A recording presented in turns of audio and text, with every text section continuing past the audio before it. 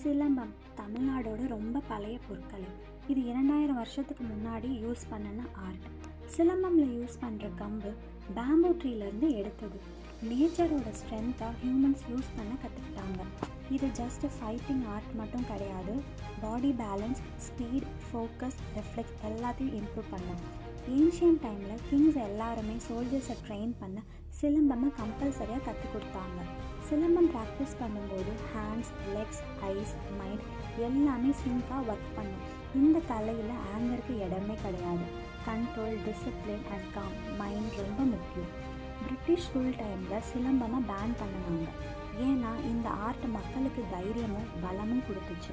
இப்போ சிலம்பம் திரும்ப ரிவைவ் ஆகுது. கிட்ஸ், அடல்ட்ஸ், உமன் எல்லாரும் ப்ராக்டிஸ் பண்ண ஆரம்பிச்சிருக்காங்க. ஜிம் ஒர்க் அவுட் பாடியை ஸ்ட்ராங் பண்ணும், ஆனால் சிலம்பம் பாடி, மைண்ட், கல்ச்சர் மூணையும் ஸ்ட்ராங் பண்ணும்.